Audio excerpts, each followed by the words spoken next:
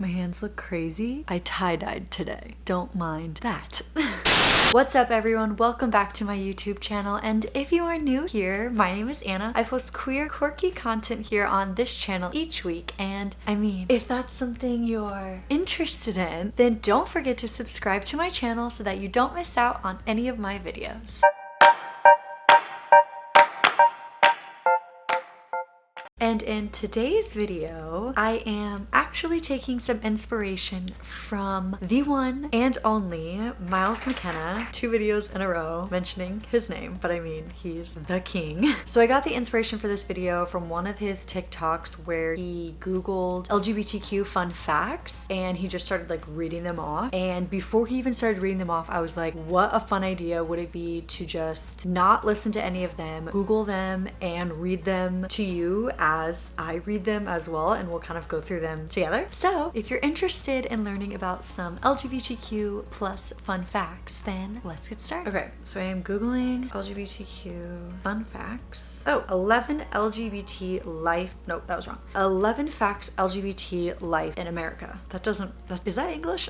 It's on dosomething.org actually. So let's read the 11 fun facts. I'll leave the link to this down below as well for you. Okay, let's start off with number 42% of people who are LGBT report living in an unwelcoming environment.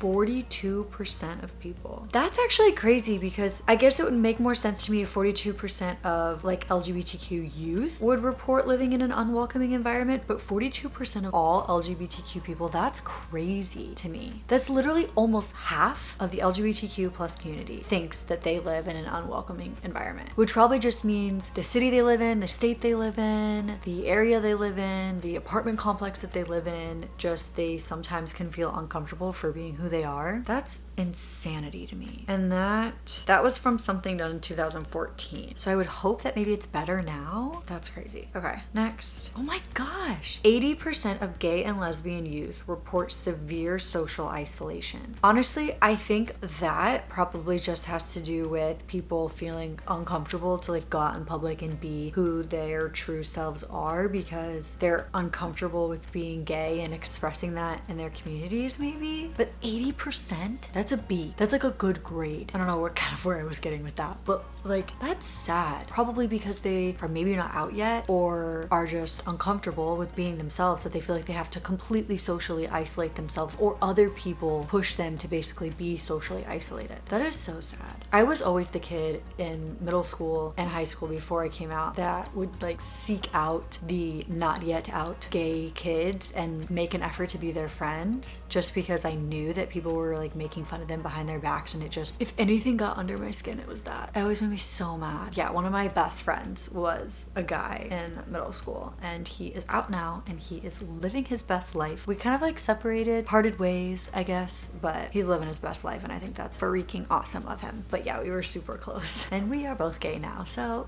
look how the turntables, look how the tables turn, look how the turn. Oh my gosh, I just said it, Michael Scott. Well, well, well. How the turntables. Whoops.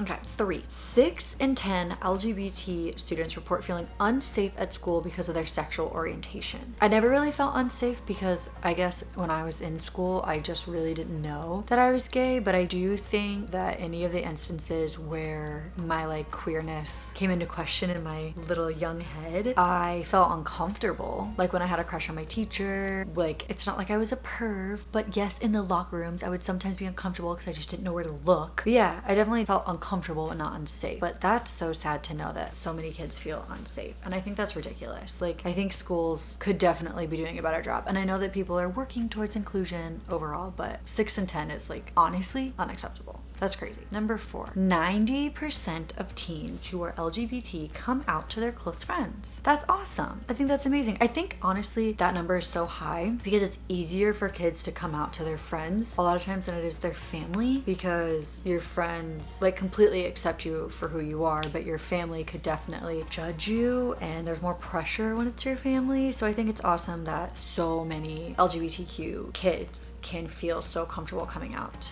to their friends. I definitely came out to my friends first, but I mean, literally the same day I came out to my parents. But yeah, I think that's amazing. And I think that should be, I will hope one day that that number would be flipped around and that these kids come out to their families. But for safety reasons, for emotional reasons, for whatever reason, a lot of kids don't come out to their parents until later, or maybe sometimes never at all. So if your friend comes out to you, that means they were trusting you with literally everything they have. And you should feel very special, and hopefully you take that as well as you can. Okay, number 5. In 2013, so that was like a while ago, 92% of adults who are LGBT said they believe society has become more accepting of them in the last 10 years. I think that's totally true, even though in 2003 I wasn't a part of the community, and even in 2013 I personally wasn't a part of the community, but I'm sure there has been a crazy big jump. That's awesome that 92% of adults think that from 2003 to 2013 there was that much of an increase, and even from 2013 to 2020 there's been even more of an increase, which is incredible. I think that we're definitely moving towards the right direction. It's small steps forward and sometimes a couple steps backwards, but overall I think it's awesome that we're moving in the right direction, advocating for ourselves, pushing for what's right, and continuing to live our best damn lives will show everyone that we're not stopping until we get full 100% inclusion and equality for all. Yeah.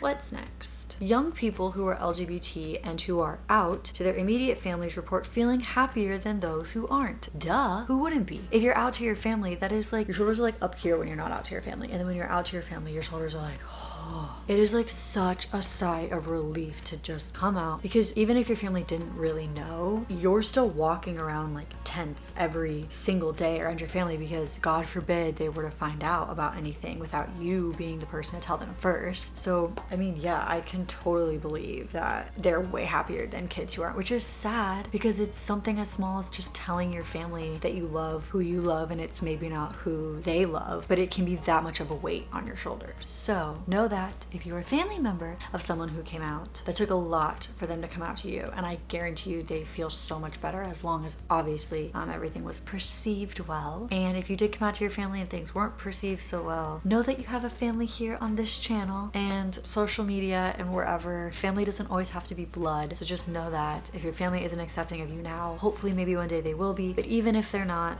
other people can love you just as much as they do, and you can still be a happy queer person. Alrighty, number 7.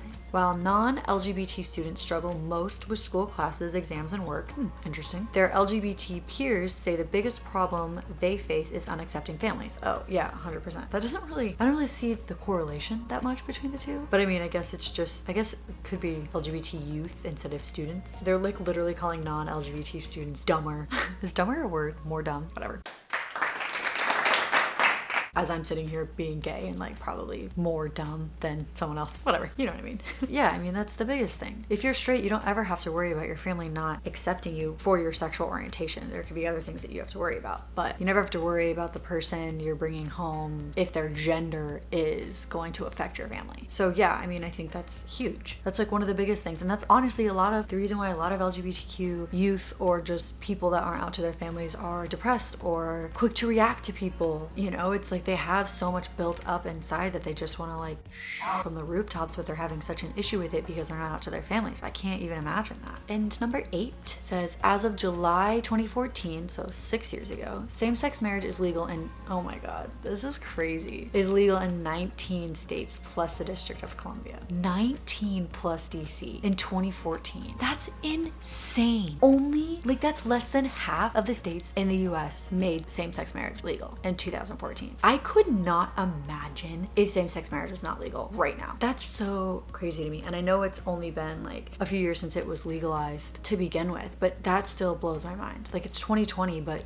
same-sex marriage was only legalized a few years ago. Like, I'm so thankful that it was nationwide, but that's crazy. 2014. I cannot imagine. That's so sad. But it's also a great thing because look what difference like a couple years can make, you know? That's so crazy. I've always wondered like what it would be like to live in years years, like in the past, like being a queer person. You know, of course, I'm happy to be living how I'm living today because I don't have to deal with all of the struggles, but it would be really interesting to see like what kind of queer person or advocate I would be back then versus now, since our voices are much more able to be heard now, you know? I always wonder that. Never know. All right, number 9, some military facts. The Don't Ask, Don't Tell policy, which restricted lesbian, gays, and bisexuals in the military from openly serving, was lifted in 2011. People who are trans are not permitted to serve openly yet. Okay, that was in 2014, but there's still the trans military ban. I'm pretty sure. I don't remember the status of that right now. If I can figure out the status, I will leave a link down below. But that's so stupid. The fact that someone who wants to serve their country and put their life on the line for their country couldn't serve because they're gay. Like, how does that, it just baffles my mind to like wrap my head around the logic of someone thinking that that would truly hinder the way they can serve in the military. Their sexuality changes that. What? No. And I don't understand why trans people can't serve in the military as well. For people to say, oh, well, keeping up with their medication is really expensive, this and that, no. There are plenty of people on medication that are in the military that the military can absolutely afford. And I'm not a military person. I'm not a government person. I will not stand here, I guess I'm sit here and say that I am, but it's not, I know it's not about money. It's about discrimination, and it's about people feeling uncomfortable because there's trans people in the military. Get over yourself, Betsy. Get over yourself, Timothy.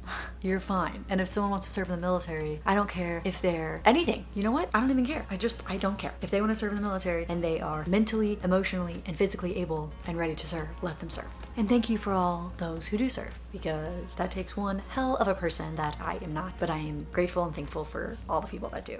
Alrighty, number 10. In June 2009, the Senate approved the Shepard Act, which outlaws hate crimes based on both sexual orientation and gender identity. The Shepard Act was a time in history. Matthew Shepard is a man in history, and rest in peace to that kid. I'm sorry I keep doing this. That was so tragic. If you don't know the story about Matthew Shepard, I will leave another link down below because that's a whole video within itself. But even though we still have the Equality Act, which would like help protect us 100%, the Matthew Shepard Act at least helps protect us against some hate crimes, even though they still exist. It helps just a little bit, but I mean, hate crimes, I think unfortunately hate crimes are going to exist regardless, no matter who you are, where you are. If you're someone that is viewed as other, you have a potential of having a hate crime against you. Of course, as horrible as what happened to Matthew Shepard happened, he was able to be kind of like a milestone person, event in history for the LGBTQ plus community towards good and inclusion, even though, rest in peace to him, something horrible happened to him for that to happen for us. You know, it's like a double-edged sword with that one, but good to know. Okay, rounding out LGBTQ fun facts is the Employment Non Discrimination Act, passed Congress in 2007, is the act that prohibits discrimination of sexual orientation in the workplace, specifically during hiring. I did not know about this. What's interesting though is even though this is passed, you can still be fired or not hired at a job because of your sexual orientation. Like, I right now could walk into a job at a local bakery and they could deny me because I'm gay, because of their views. That's why we're trying to pass the Equality Act. So it's awesome that this was passed, but to me it seems like it's not very well enforced, maybe, or there are some clauses that make it not 100%. I'm not sure. That'd be something I'd be super interested into looking up. It's awesome that happened in 2007 though. That's dope, because that was many moons ago. But yeah, no, that's not very well enforced as of right now. There are a lot of like equal opportunity job where they, you know, openly accept people of all sexual orientation, gender identities, all that kind of stuff. Oh, equal opportunity employer, that's what it is. It is really interesting now though to be applying to jobs and have them ask for your pronouns, have them ask what gender you are, and the drop down bar doesn't just say male or female. So that's really fun. That's always like a tier up for that position that will ask those extra couple of questions in my book. So whenever I do an interview, they're like, oh, why our company? I always say like, your equality and inclusion is really amazing. that's awesome. Alrighty. Those were the 11 LGBTQ fun facts I found on Google. Those are actually kind of fun to read because I didn't know about some of them, or some of them I knew partially about. So I think this could be something fun. Maybe to start as kind of like a little mini series on my channel, I could try to like find different websites with different fun LGBTQ plus fun facts to read. So if that's something that you would be interested in, like this video so that I know to do more of these. And you could also let me know in the comments down below if you know of any LGBTQ fun facts that we could all talk about together in the next one I do. But yeah, thanks Miles. You don't even know I exist. Thanks for the idea. That was really fun to do, and I'm glad I didn't read any of these until now. But of course, as always, don't forget to subscribe to my channel, like this video, and also hit that post notification bell so that you don't miss out on any of the videos I upload. Leave a comment down below of maybe some videos you would like to see during Pride Month. It's coming up, so let me know. Alrighty, and I will see you in my next one. Bye!